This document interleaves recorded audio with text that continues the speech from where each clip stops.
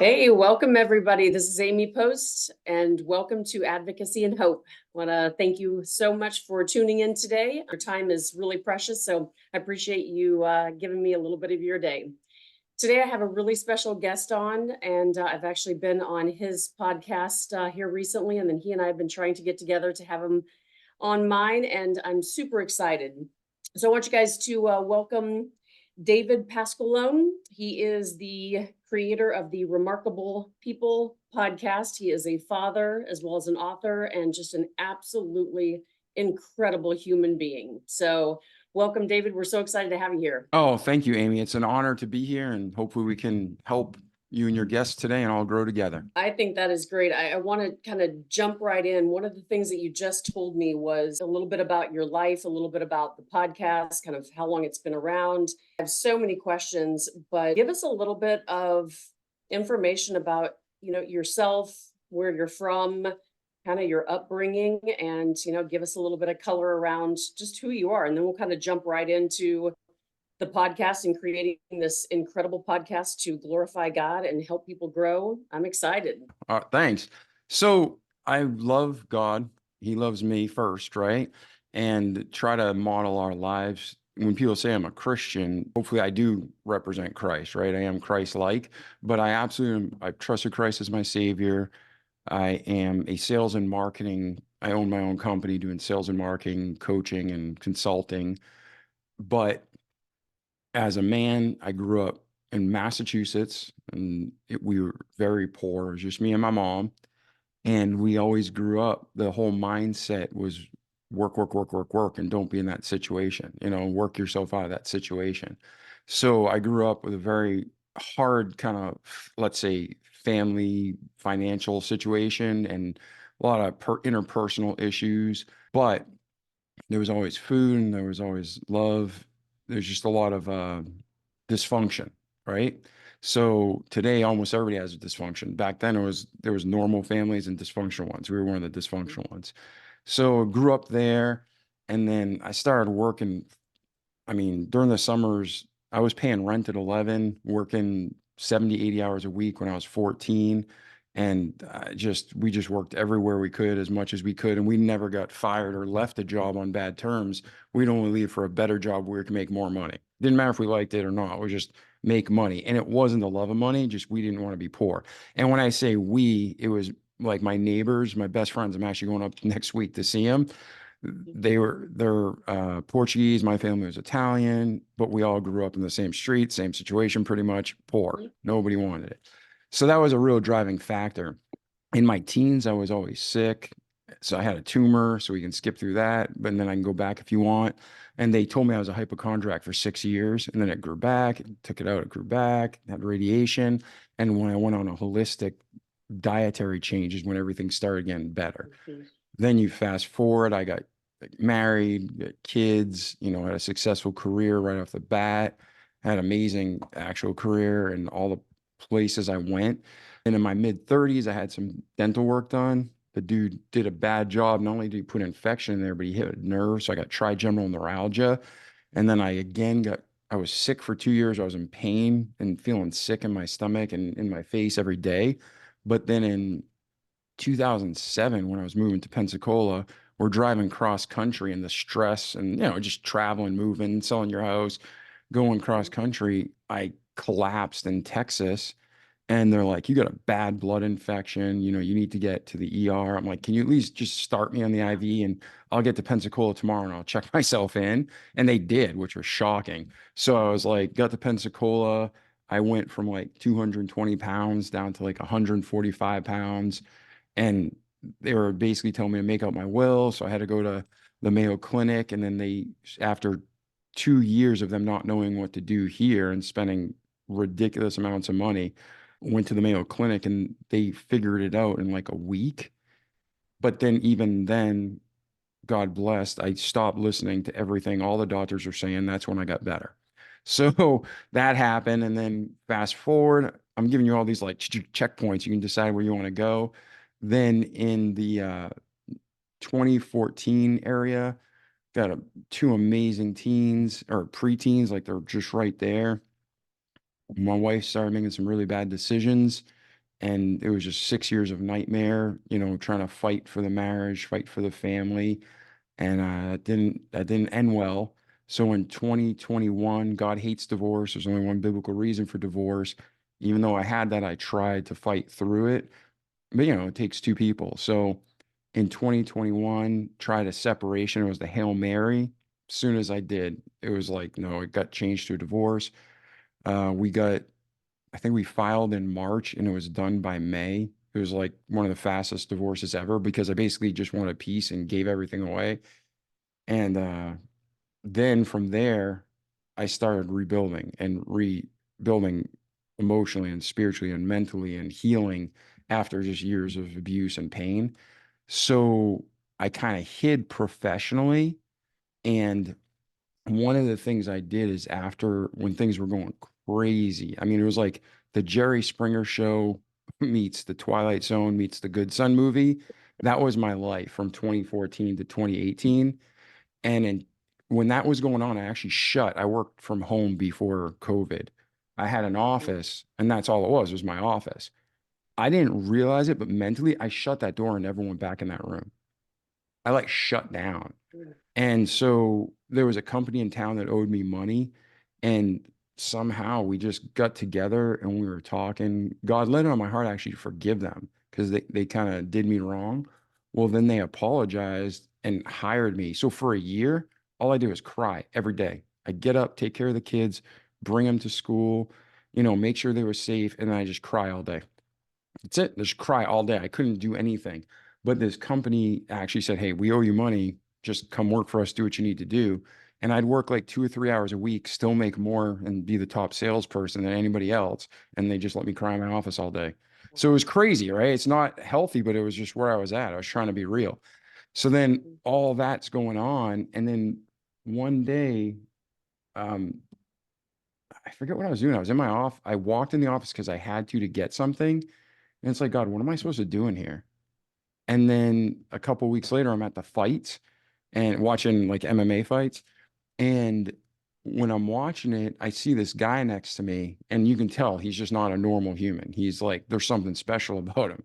So I'm like looking at him, and we're watching the fights. And I just start talking to him. Come to find out, dude has a remarkable story. He's a world kickboxing champion in the Hall of Fame. So we became friends. And in my heart, God's like, you need to interview him. I'm like, interview him? I don't have a show. I've never interviewed anybody in my life. And then it's like, no, you need to interview him.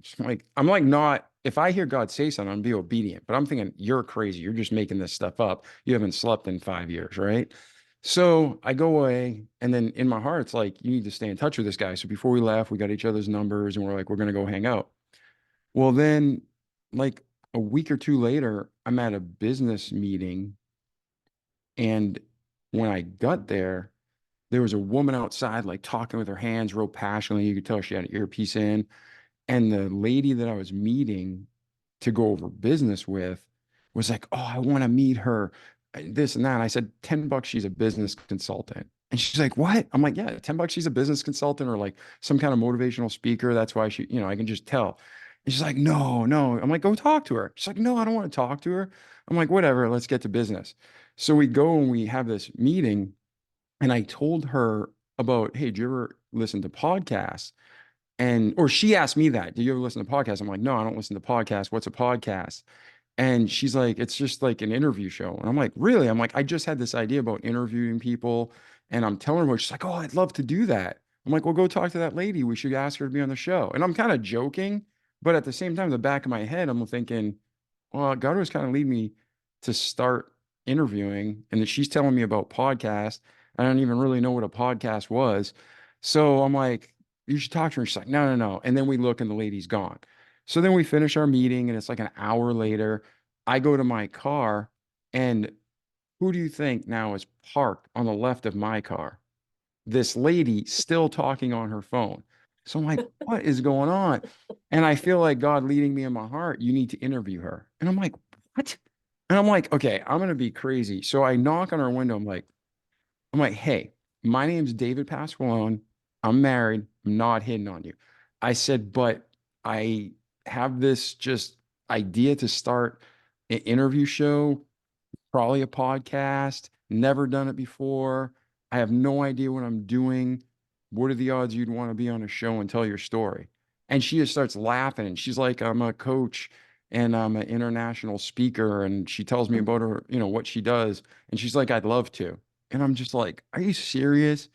So that's kind of how the show started. I had my first two guests just like that. Because after I talked to her, I got in the car. I said, okay, God, if this is you, I call James Sisko, right? The first guy I met. And I told him, I said, hey, man, I'm starting a podcast. I don't really know what a podcast is.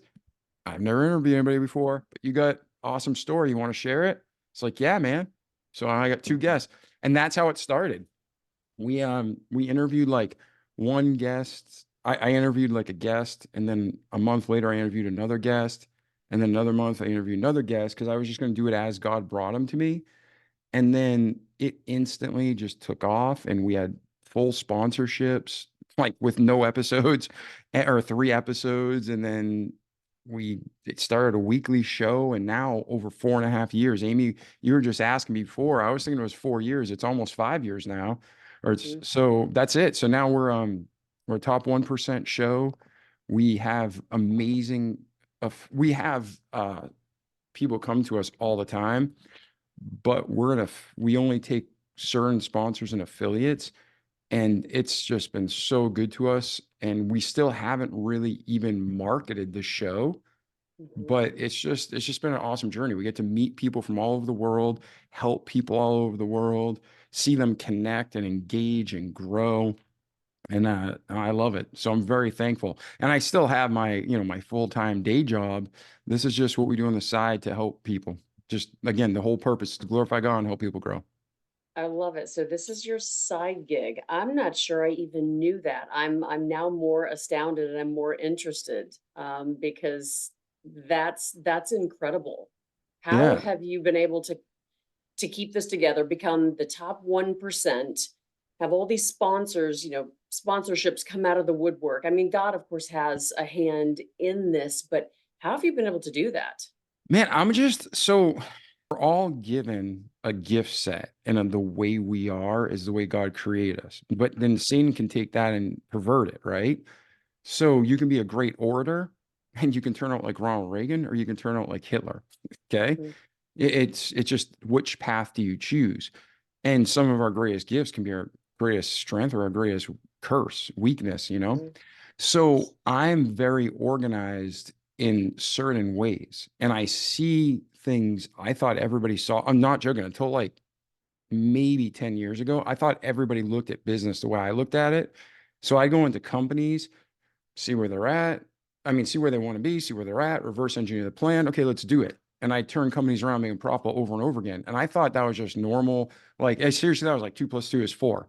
I didn't realize people don't see that. Like when I look at numbers, I can look at sales data for the last 10 years, and I see patterns emerge. So I know where to jump in and where to take advantage of the market and then build on that. So when it came to the podcast, I'm a sales and marketing consultant. I just did what I knew. What do you do? Okay, you build your website as a central hub. Once you build your website as a central hub, you make sure everything's well optimized. Now that it's well optimized, okay, I'm having a show with guests. If this is going to take off, you assume it's going to be successful. Well, I'm going to have a lot of people applying. I can't talk to each one. So I build an intake process and a form. And then, okay, well, so I just took all the steps that I take in business and I just did it up front.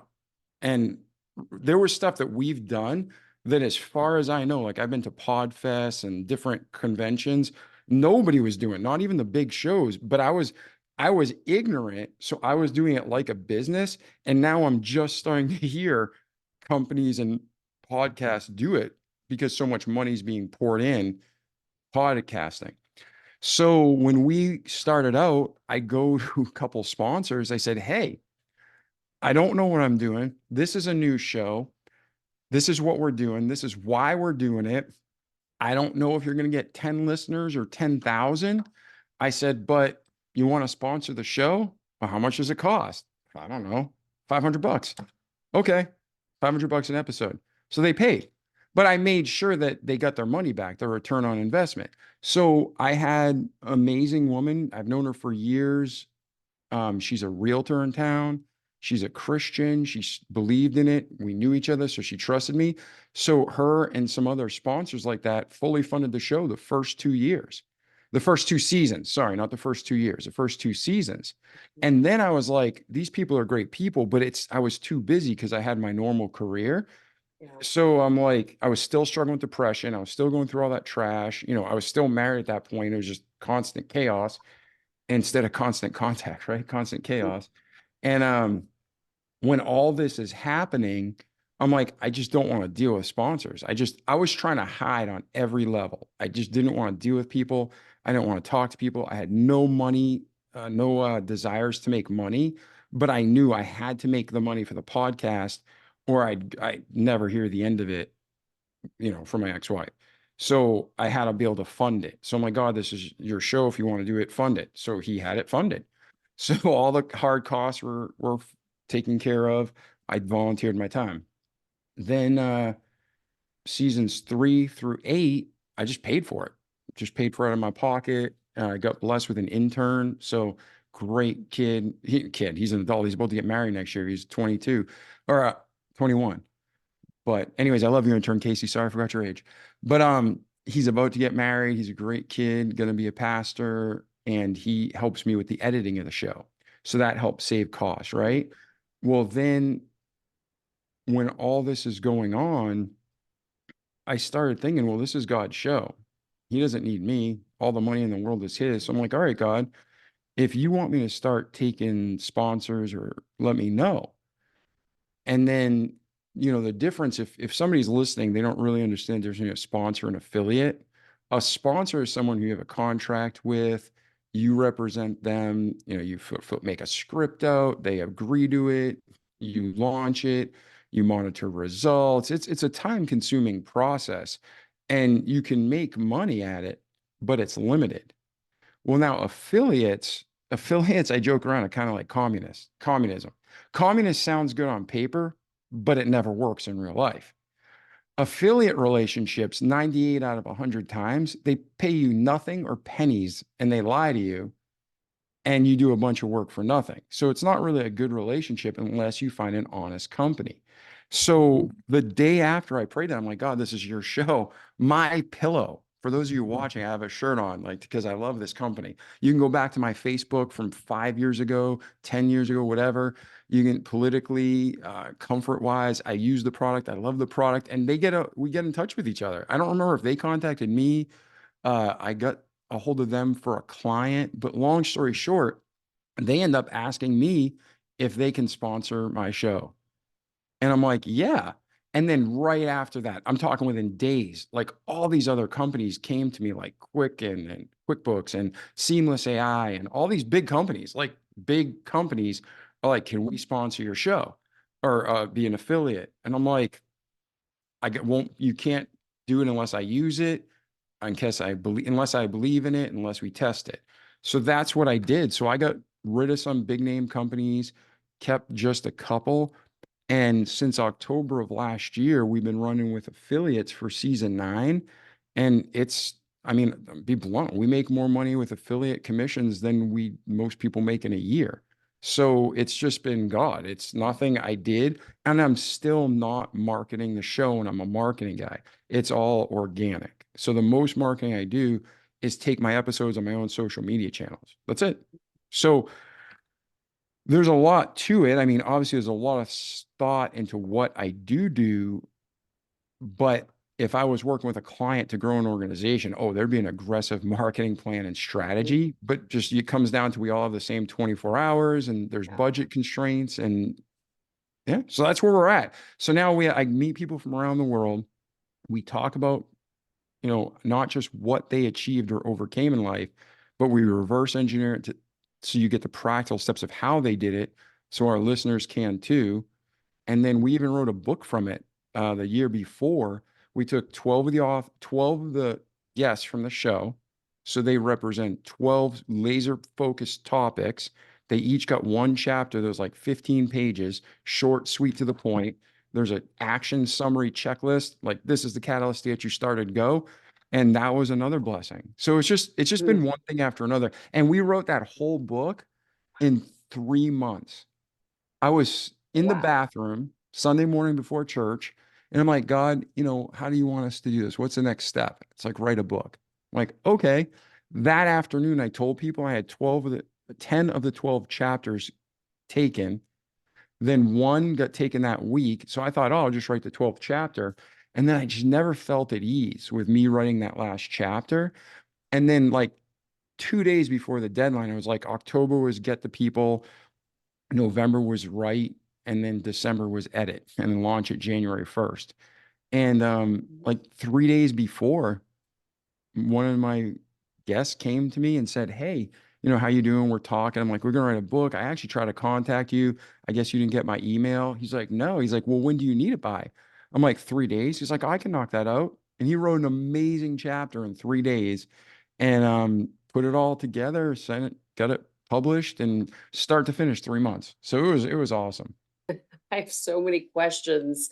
I don't even know where to start. I think that it's truly remarkable that it's been organic, that people just love to see you and what you're doing. And I think that it's nothing shy of what you said. I mean, God's hand is in every bit of it. And I think that's so beautiful. It's so amazing. You and I had kind of talked, and when I was on your podcast, I mean, going through, the valley of death, God, I couldn't find God a lot. And now it's just tremendous. I think that probably more and more people follow you to just, I would assume, just gain like this energy. You just have this incredible energy about you, just this positivity. Every time I watch you on your podcast, I just can't get enough.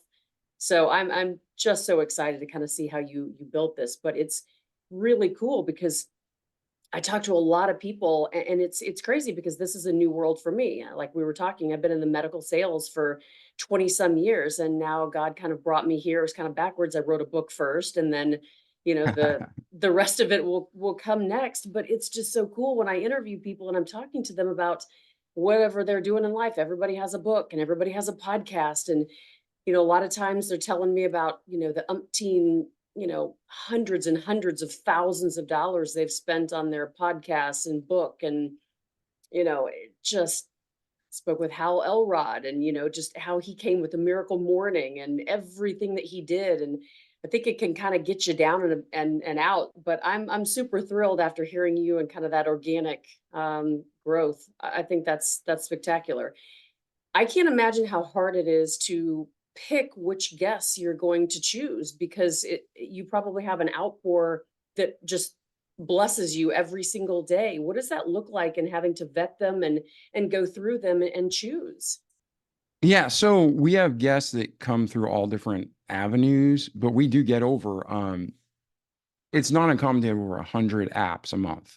So you really think about it, again, this is just a one-man show and my intern. That's a lot if you have to filter it. So what happens is everybody emails you or contacts you or goes to your website, and that's why I built that funnel. It's Mhm. go to this page. It literally has an explanation of what the podcast is about. Because again, we keep talking about Christ because everything is centered around God.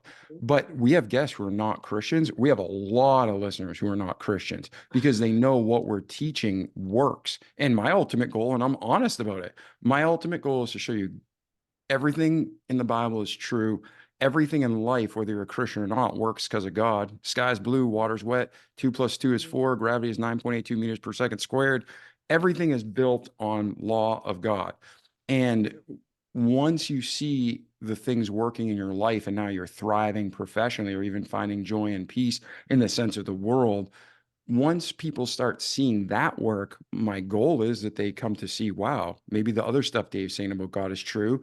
They get saved, they get joy, they get peace, and they're for eternity, they're with him in heaven heaven will become earth. But anyways, what I'm saying is we'll have an attorney with God instead of an attorney in the lake of fire.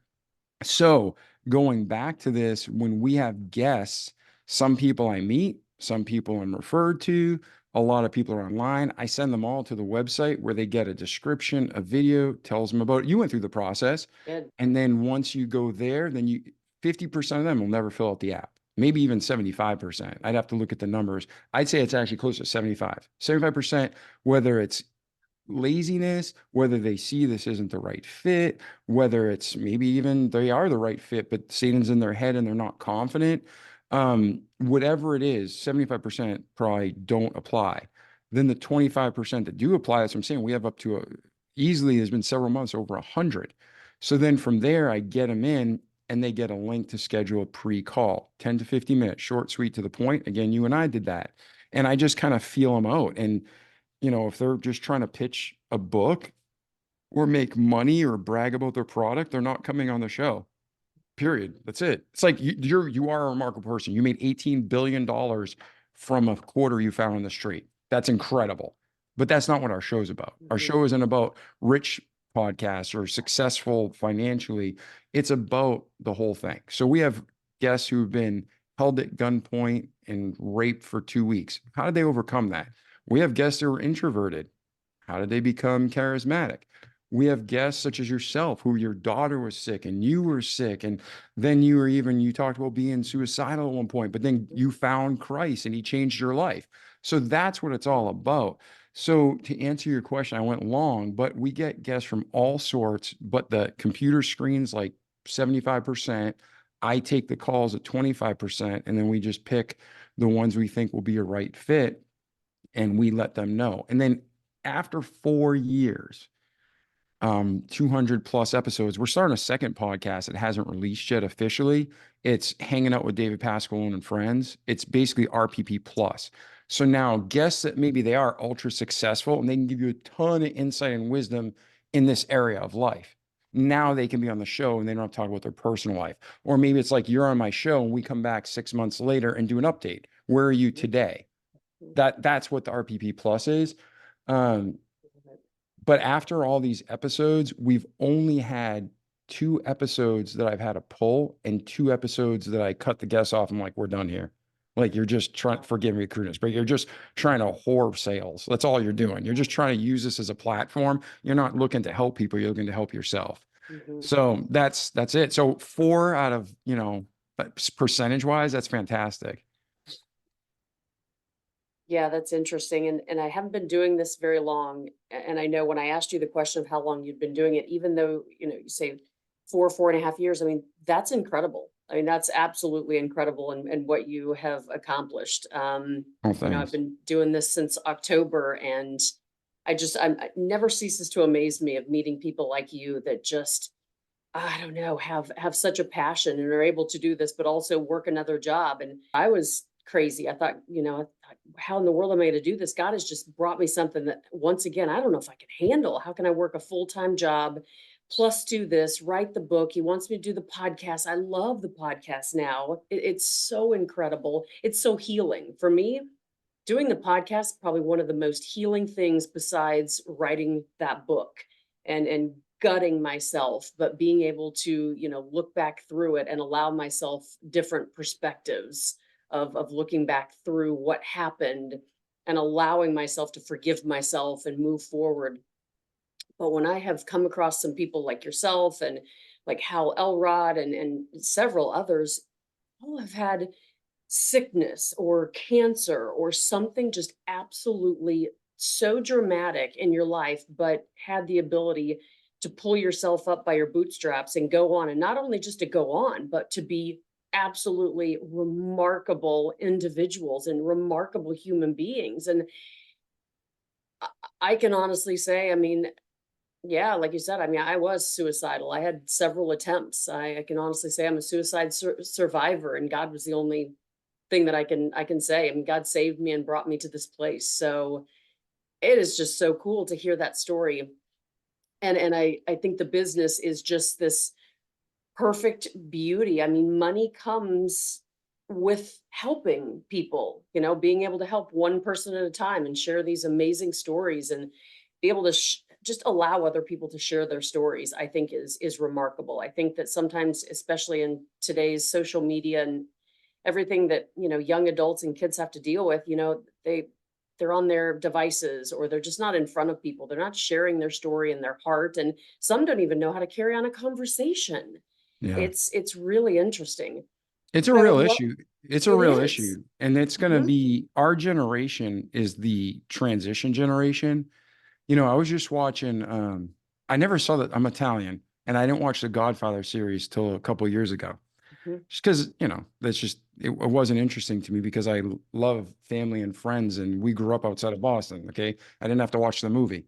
But then everybody, for years and years, it's like 25th anniversary of Sopranos. And I was just watching the Sopranos episode and I was like, they were still using payphones. And, when we were in college, Mhm. in the late 90s, early 2000s, when people started getting the Nokia brick phones and cell phones and flip phones, but all the social media and all the technology that we're just being bombarded with, I feel like we have a layer of protection because we grew up in a reality of non-virtual. We had human Mhm. interaction. But our kids and our grandkids, that's all they know. And it's trash. And I really feel like it's warping their brains in ways that we're not even realizing yet, or the people who say it, they're a conspiracy theorist, but they're going to be proven right very shortly because our kids don't think the same way as we do. And it's not a generational thing, it's like a wiring thing. So that's something that I think people really need to pay attention to and really put more thought into. Okay, if I jump in the water, I'm going to get wet. If I let my kids stay on the phone 6 hours a day, what's going to happen? The end result. But yeah, so that's kind of a little off topic, but to go back to the podcasting, I want to make sure your listeners know you and I love podcasting, but we've only had, what people would consider success, or will have what people would consider success, because of God and us following the vision and us having purpose.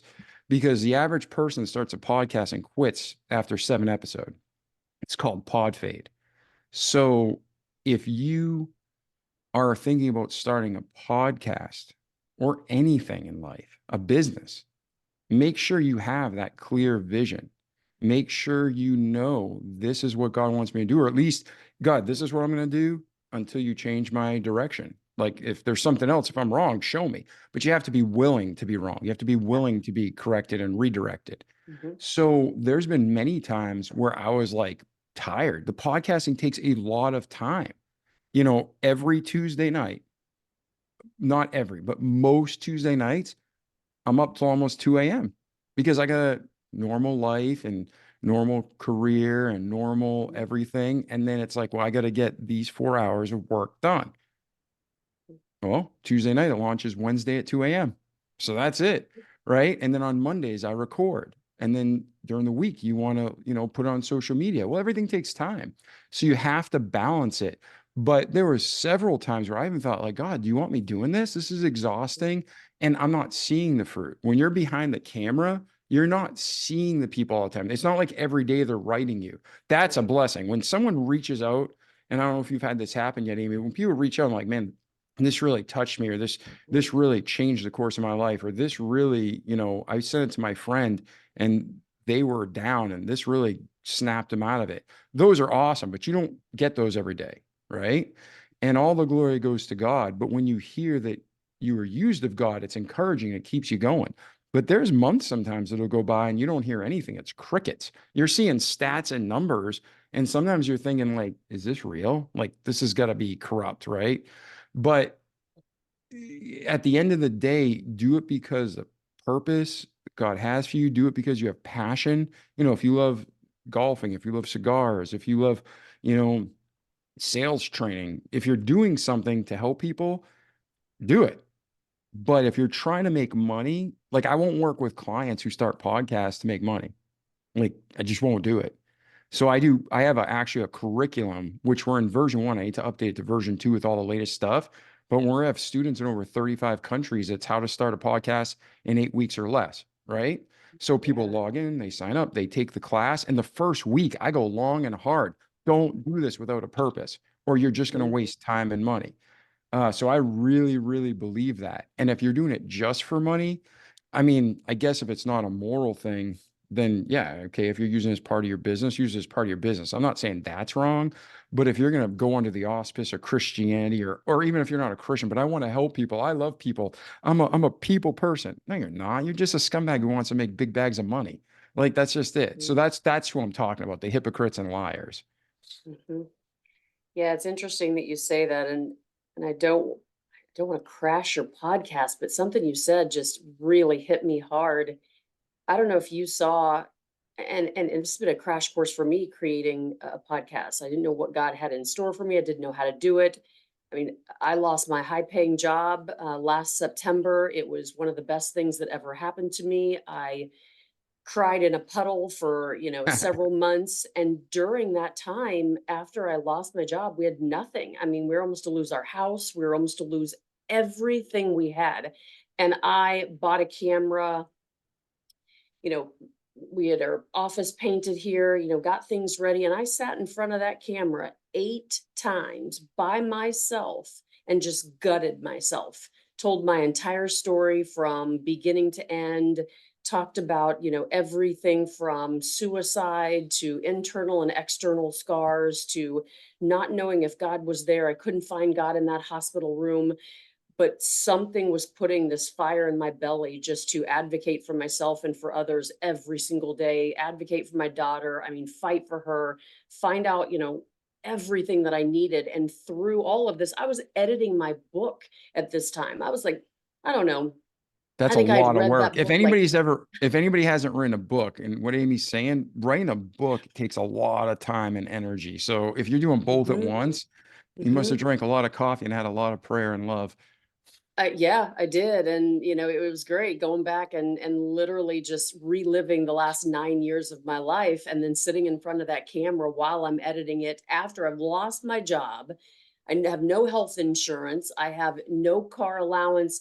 I mean, everything I felt like everything was just gone, but yet I got in front of that camera, and I had people reaching out via messenger, text message. I mean, lots of people that I had worked with, I was in that career for 14 years, and it was just great hearing from people how great it was that they were listening to this and how impactful it was. And please don't stop.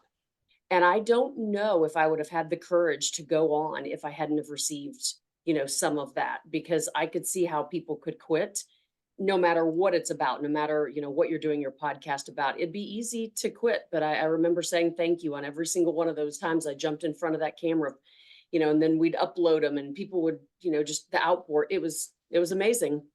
Yeah, and Yeah. this is real. It's so you have to go back to your purpose, and not everybody knows it, Mhm. so don't stress about it. Again, just make the best decision you can. Go into God. When we pray, we're talking to God. When we read our Bible, God speaks to us, and the Holy Ghost. There's all sorts of ways.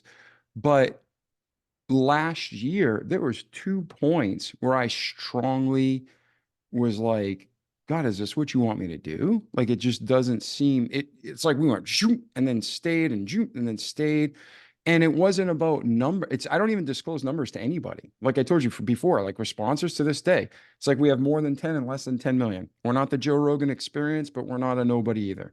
It's like you're gonna see results, or your money back. That's how I deal with it. I don't care. I'm not doing this for money. But when it came to the podcast, I thought, God, am I doing this because of me or am I doing this because of you? And then he answered me to stay. But there was 2 companies that came to me over the last 2 years that I almost signed. Like they were recruiting me, even though I have my own company and I love what I'm doing. They started throwing a lot of numbers at me, basically. And I was like, okay, well, the first one was easy. It was just like, no, I can't continue the podcast because of their corporate belief system. So I couldn't be an employee publicly. So that was easy. Nope, no problem. Get out of here. And then at the end of last year, there was someone I was talking to, and I was actually a little interested in because I was friends with the individual that I'd be working with. And I get to travel the world, and I enjoy that. And 47, got no kids in the house. I wouldn't mind work on a team again and travel. Because when you run your own company, you're alone. When I run a podcast, I'm alone. So I like working with a team. So I was considering it, but again, it came back to, could I still do the podcast? And is this what you want me to do? So I prayed about it, and then that's when it's like, stick with it. And then all of a sudden, everything in every area of my life exploded positively. So they always say that most people who are successful people, there's no overnight success. It takes 7 to 9 years on average. And then when you talk to people about their stories, actors, athletes, it's like they go to audition after audition after audition, and they're throwing in the towel. And then that day they get a call and they end up in, like, a Marvel movie, and they're rich for the rest of their life. So you just got to follow your purpose and what's going to make you happy. Are you going to live your dream or somebody else's? Because I remember somebody I knew that was very close to me and I respected greatly. He told me when I was 17, when I say very wealthy, I mean, he was very wealthy, like extremely, like ridiculously wealthy. And he said, you want to work for yourself. So he put in my head a seed that if I'm not working for myself, it's not good enough. And he didn't mean any harm. He was trying to help me. But I had great companies and great careers. And it wasn't just because of this statement he made, but that's what society said. And I never really had a place where I felt like I was where I was supposed to be. I know God opened the doors, but then even if he puts you in the perfect place, what's your attitude, right? You can have the wrong attitude in the right place. So I like Jonah. Jonah's a great story in the Bible. He was in the right place, and when he was in the right place, God spit him back out to the right place, right? But he still had a crap attitude, but God still worked through him. So do you want to enjoy the ride, or do you want to be a moron, right? Yep. So anyways, I feel like it hurt me a lot, but now I realize that no, running a company isn't for everybody. Not everybody is Mhm. built to be an entrepreneur. And I'll tell you what, like, I like being the number two man, or being even lower on the totem pole. I want to contribute. I want to see people thrive. I like to see my people come up. I like to see the people above me come up. I like to kill it on projects. I like the goal to be, whatever million, and we make 100 million. I love to kill goals, whatever it is, but I like to do it as a team. So now it's weird. I did find peace and joy in what I'm doing, and I do have my own company. But like I said earlier, I do miss working on a team. So you can be completely successful making $50,000 a year being a teacher, making $30,000 a year as a blank, making 2 million a year as a CEO, or you can be miserable. It comes down to your attitude and your outlook. So it really goes back to just be who God made you to be, and be praying that if you're not in the right spot, that God shows you and you have the courage to change. That's it. Like, you made a career change, and he might have forced your hand a little bit, but now you're probably happier than you've ever been. Yeah. Yeah, that's very, very true. I mean, I know I am, and I talk to people all the time with these incredible stories, and it's kind of the same thing. That, like I said, the money does follow, but the money isn't the most important. It absolutely shouldn't be. But it's, your story is just super cool, and I think that everybody really needs to, I think, pay very, very close attention to, what this is. And also, I'm super thrilled about the podcast classes. That's great. I think a lot of people will be able to really be helped by that. I mean, I don't know how many classes are out there. I know when I started mine, it was it felt like this gigantic world that I had absolutely no idea. People were coming out of the woodwork telling me what I should do, what I shouldn't do. I mean, it could have been just a complete, mess. I could have just, been in the corner crying and not knowing what to do. But I think it's great to just be able to have somebody like yourself to do that. So that's cool. When have the classes already come out? Or are they rolling out soon? Oh yeah, we did it. So when I was in college, I got a job with Gateway Computers. I didn't even have a computer. I didn't know how to run a computer.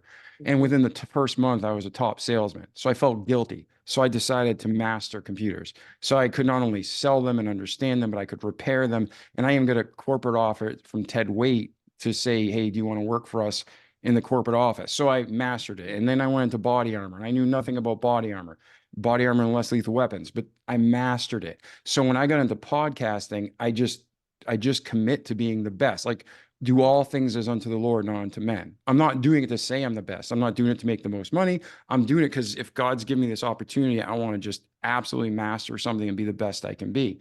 So when I learned to podcast, I took extensive notes. What works, what doesn't work, this, that. Well, then I'm like, I have a blueprint. People kept asking me how I did it. So I put together videos and put them out there. And they've been out there for like 3 years now. Like I said, Okay. We have over 400 students in 35 countries, something ridiculous. And once they sign up, it's lifetime membership, but I've only had that one curriculum. So in a lot of areas, it's out of date. So this year, I don't know if it's going to be this month or in December, but this year I am committed that I'm going to go through and redo the entire curriculum. But it's yeah, you can go to my website, davidpasqualone.com, look at podcasting made easy. And even if you sign up, I would give people access to me via email. But a lot of people buy coaching packages, so I help them along the way. But I'll tell you, 50% right off the bat, boom, the people that I talk to, they're they never even start the podcast because they realize I'm doing this for the wrong reasons. So to me, that's a giant win because now they can use that time and energy for what they're supposed to be doing. Yeah, it's great that they realize that, they're doing it for the wrong reason. Don't get into it because it's a huge time commitment and investment. So Yeah, I that's mean, I don't know cool. about you, but uh, if you're doing it everything yourself and you want to do it right, you're looking at Well, 10, 12 hours a week. I mean, mhm. at least it's some weeks, I'm not joking, I'll do 20 hours easy. It may be a short week. If my intern's kicking butt and for me, I'll do 5 or 6. But I mean, 20 hours a week when you're doing a life and a career and everything else, that's a lot of time. Mhm. Yeah, it is. I want to take a step back. I would love to learn a little bit more. I know you had mentioned when you got sick, found out with the tumor, had to have radiation, but then you found holistic. I'd really love to kind of touch on that and what happened and where did that take you? Because you and I are kind of on the same page. We've talked about the holistic. Absolutely. Would you mind if we took a quick station identification break and we'll come back and I'll continue that story? Absolutely. All right, guys, we're back. Thanks for taking a little break with us, but we're back with David Pasqualone. We're going to dive in a little bit to the beginnings of what he had talked about because I'm super interested to hear about David getting sick and kind of what happened. He and I were talking earlier about, those individuals that I've talked to that just have these successful stories. And I'm not just talking about, monetary success. I'm talking about these lives that are just extraordinary lives. They're lived through God. They're very faith driven. They have, come into situations earlier in life where, diagnosis of diseases, cancers, all kinds of different things. So you had mentioned that, and I'm really intrigued to see kind of what happened to you, your story a little bit more, and then the finding of, holistic medicine and where that came from. Yeah, no problem. So, and again, when you look at healthcare and Americanized medicine, I'm not saying never go to the doctor or there's no value in it. And when you look at holistic and naturopathic and alternative solutions, I'm not saying go 100% that direction. What I'm going to tell you is there's a balance. Like today, Proverbs 11, verse 1, a false balance is abomination to the Lord, but a just weight is his delight, right? So everything we do needs to be in balance. And that's why it's a constant struggle. You don't just get there and you've arrived, right? So when I was younger, I just started getting sick every day. Then when I say sick, it was like I feel run down, I feel like just crappy.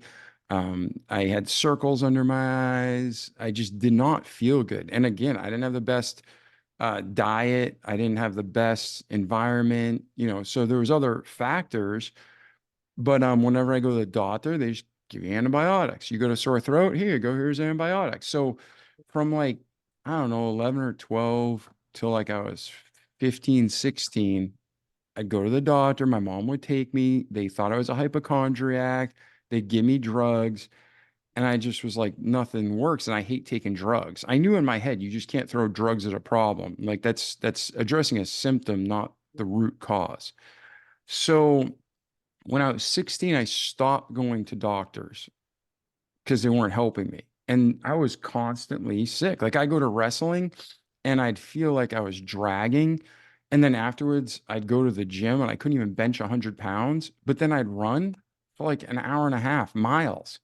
And then other days I could throw up a ton of weight, throw people around the wrestling room. And then 20 minutes later, I felt sick and I could never sleep through the night. I was constantly blowing my nose. I just felt terrible all the time. And I thought, I was actually starting to think I'm messed up. I'm like psychotic or whatever. Like there's something wrong with my brain. I am a hypochondriac. But I'm like, nah, inside God loved me. I knew I got saved when I was 15. My whole life changed in that area. And I had peace and joy now. But that health piece just never fit. Like I could never figure out what's going on. So then when I was 18, we went on the second vacation. My mom took me when I was 11 to Disney World. And then when I was 18, she took me to Disney World because she wanted to go, right? So I'm like, hey, it's Christmas break. We'll go. And when we flew down, my ear blocked. That happens to people. You blow your nose, you put a little reverse pressure and it pops. Well, mine never popped on the trip. And then when I came back, never popped. And then I noticed I had a lump in the roof of my mouth. So then I went to the doctors, and again, they're like, oh, it's nothing. Take more antibiotics. And I'm like, whatever. And I'm like, my birthday's in March. I turn 18 in March. We're poor, so I'll be on state health care in March. But now that means I can make my own health decisions. So it was like March 5th came, like a couple days after my birthday, I was immediately, next time I got sick, I went to the doctor and I said, hey, I want you to take out my tonsils and adenoids.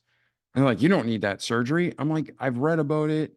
It's when they actually had libraries and, index cards, card catalogs. I'm like, yeah, no, I think I want my tonsils and adenoids out.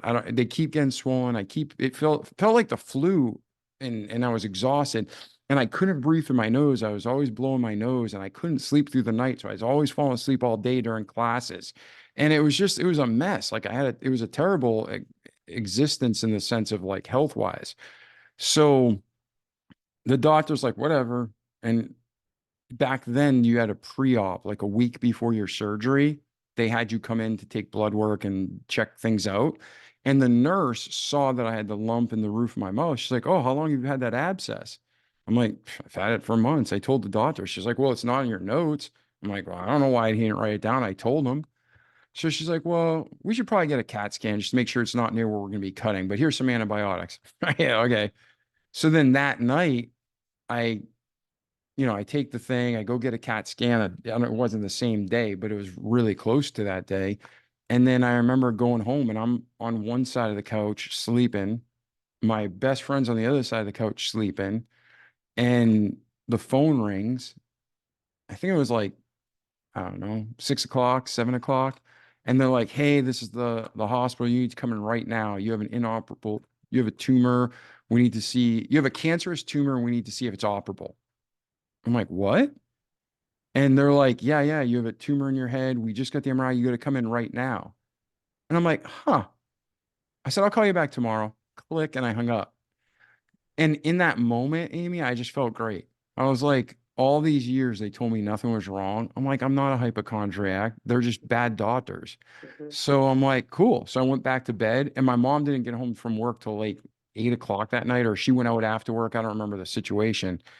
And, when she came in, I told her, I said, hey, mom, just want to let you know, I got the test results back. I got a tumor in my head. They want me to come in. And she flips out, Italian mom. And we go back in, and the dude's like, I'm sorry. I'm sorry. We need to get a biopsy. And he butchers me in the biopsy, right? Butchers me. I could feel like scar tissue on the roof of my mouth. And then he's like, hey, this is way above like my level. He's like, can I send you to Boston to Mass Eye and Ear? And you're gonna see Dr. William Montgomery. Well, Dr. William Montgomery, anybody in the ENT industry, he's the man. I mean, he literally made medical devices. He was the head of Harvard and of that division. He was the head of Mass Eye and Ear, the ear, nose, and throat.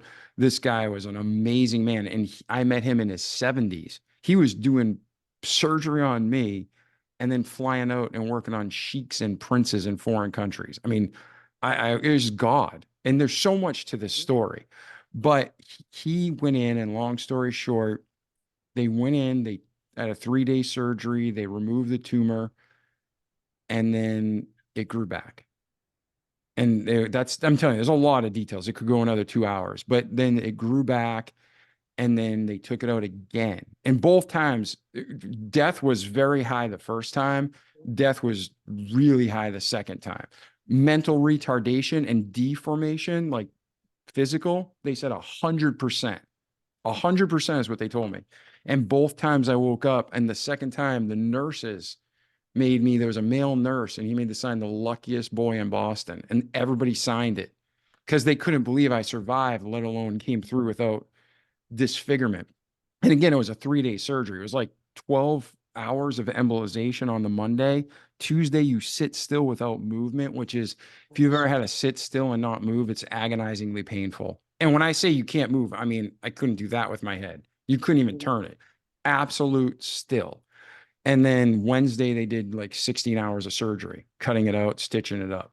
Well, after those two major surgeries, I had one in like June. Oh, that was the other thing. They found all this out. Like I said, I went in March.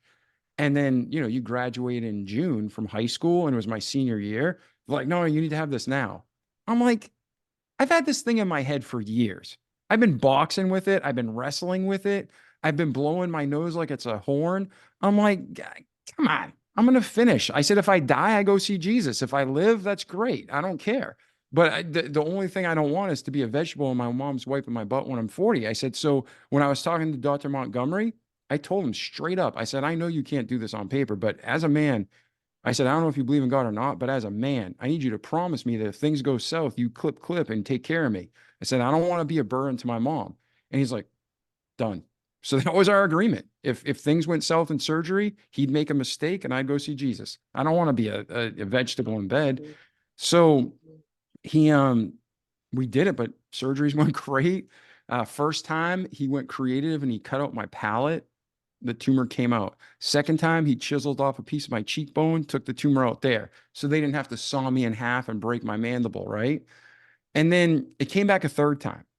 And they're like, we've never seen this before. I'm literally in medical record books, right? What you want to be in a book for. And they basically said this time 100% you will die. There's no reason for more surgery. And I'm like, I'm not having surgery anyways. So then they put me through radiation, and it was in your throat, and then you can't eat and sores come, and they had to do it quicker. So instead of like a single dose, I got a double dose a day, and it was all accelerated for like, I don't know, 3 weeks. And I'm claustrophobic, and they're strapping you with a mask on to the chair, and they put a big red bit in your mouth like a freaking horse. And it's a nightmare. I mean, I literally had nightmares about it for years afterwards. And the tumor started shrinking a little bit, but nothing was going on. So around that same time, we met this chiropractor who did CRA, contact reflex analysis. And it's basically reading the energy field of your body, and one person holds their hand on you and then the other hand's like out, and the doctor will push on it when he has a medicine in his hand. And if the hand gets stronger, he knows you're good. And if the hand drops, whoa, you need it. So I'm like, whoa. Is this of God or the devil? I'm like, I don't understand it, and I'm not going to get a whole education in it. At this point, after radiation, I dropped down to like 133 pounds. I couldn't eat. It was just terrible. And I'm like, is this of God or the devil? And he's like, no, I'm a Christian. I've trusted Christ as my savior. He said, there's premise in the Bible. He said, a lot of people, it's taboo. He's like, but God is energy. Your energy. He's like, you can look in the laws of physics. This is all straight up, science. He's like, but most people just don't accept it in our society. So I'm like, all right, that's cool. So then I just did it. So I took all these herbs and I cut out all dairy, all sugar, everything artificial for like 2 years. Was juicing every day. And then the tumor shrunk. And to this day, it just continues to shrink. And now I eat and do whatever I want. It wasn't like forever, but it was for a period. So until my 30s, I was healthy. And then in my 30s, I had something totally else happen to me with that bad dental work. So that's it. I'm talking a lot. Hopefully this is bringing value to your audience and encouraging them. But I was sick from, like I said, let's say 10 or 11 till 18, where I was just always getting throat aches, always sick, always run down. Then from 18 to 19 and a half, I was in surgeries and radiation. And then from 19 to 20, I just spent a year in bed recovering because I was beat up. And then I went off to college and I was still recovering, but I was enough to go live on my own again at college in Pensacola. Wow. I mean, that's a incredible story. And, I've talked a lot about, getting healthy from the inside out. And I know that this will really help a lot of people because, I talk about it in my book. And that was the one big thing that turned us around. Not that we ate poorly, but you aren't allowed to eat well in the hospital. I mean, none of the nurses, doctors, I mean, there's no healthy food barely, given to you. So it's just such an unusual situation. But yeah, I mean, getting healthy from the inside out, that's amazing. And I think it's good for people to know that there are alternatives. There are other things that they can do versus traditional medicine.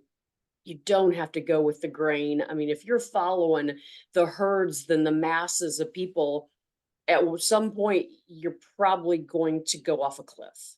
I mean, Yeah. it's just better to kind of follow, the road less traveled and trust your instinct and really know that there are other options. So I love that about you, and I love that about your story because it's so very true. The body is so amazing and it can heal itself. And I mean, we're walking testaments of that, my daughter and I and our entire family. So I think that's super cool. Wow.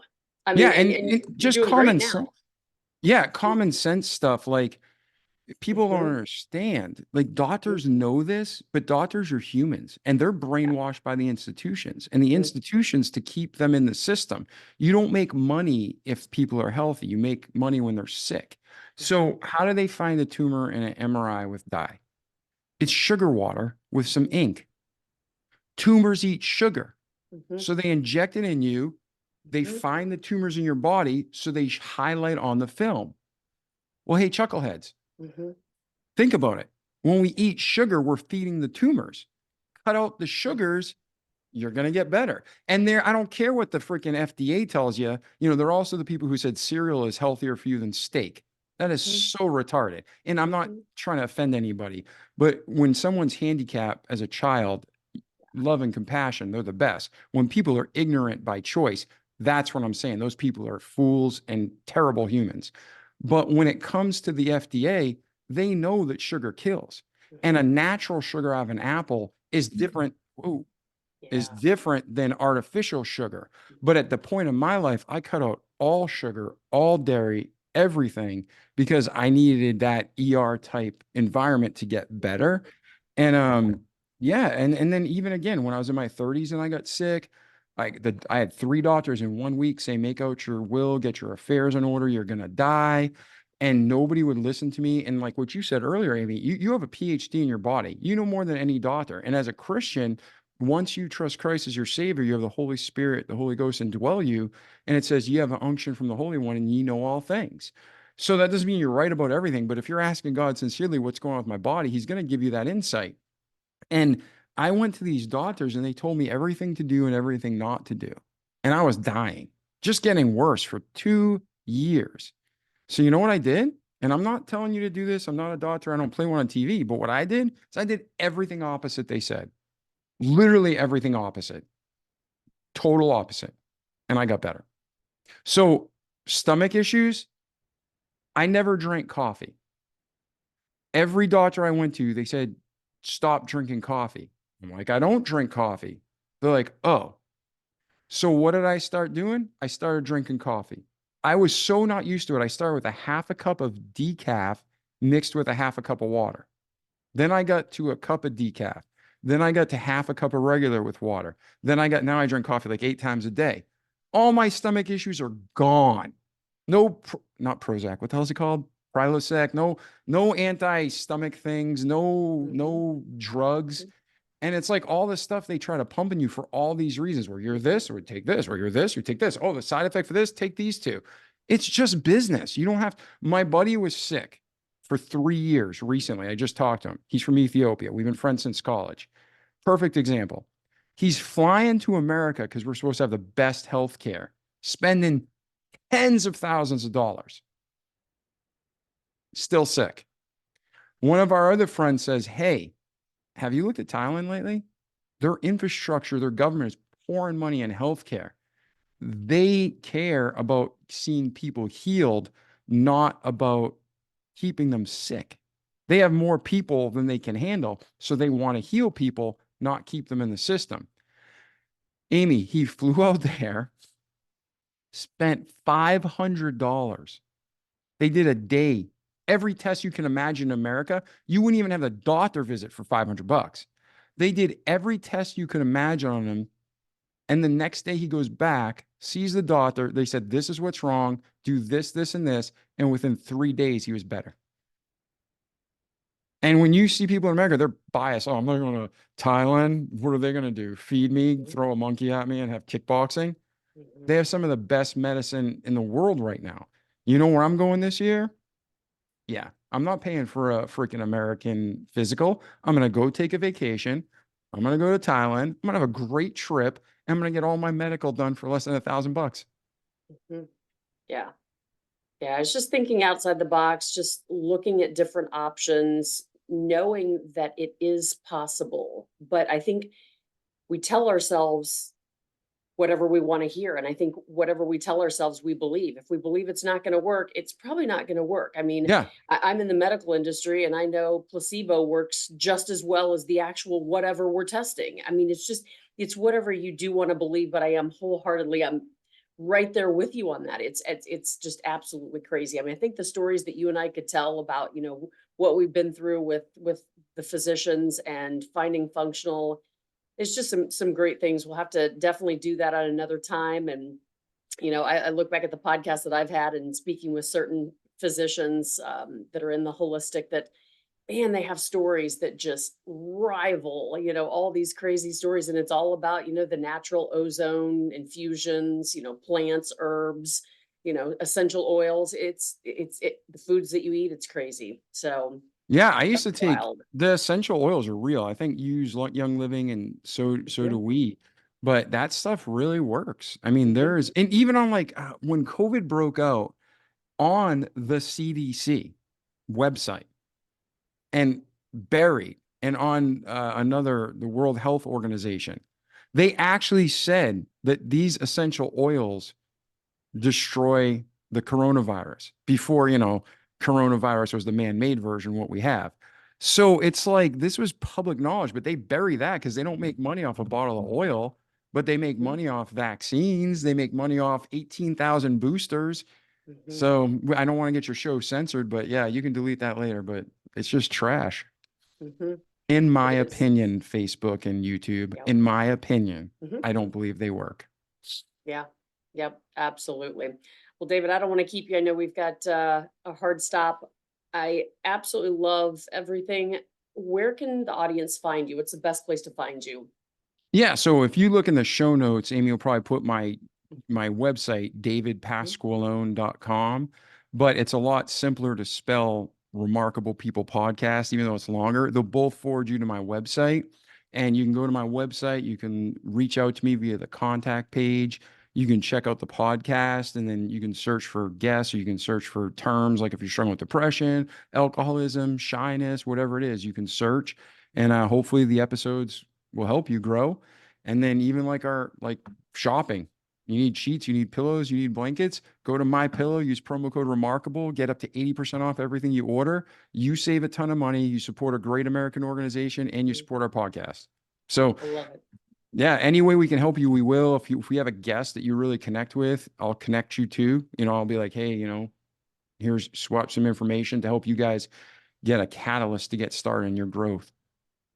I think that's fantastic. I mean, what a great opportunity. Well, David, thank you so much. This has been wonderful. I've loved kind of hearing more about you and can't wait to hear what's next. It'll be great. So I appreciate it. And thank you so much for your time. And everybody, thank you for your time out there. I know that you don't get a lot of it, can't get it back. And just really appreciate you guys tuning in, and definitely look up David, grab his book, take a look at his website, and Remarkable People. His podcasts are absolutely phenomenal. So thank you guys. See you next time. Thank you for listening to this week's episode of the Advocacy and Hope Podcast with host Amy Post. Please check out the show notes for all of the guests' bios and information and links to follow to learn more even after the episode. Be sure to subscribe to the podcast so that you don't miss any of the upcoming episodes, and please share it out to those who need to hear this inspiring message. You can subscribe, rate, and review all of this on your favorite podcast platform, and we sincerely thank you for spending some time with us today.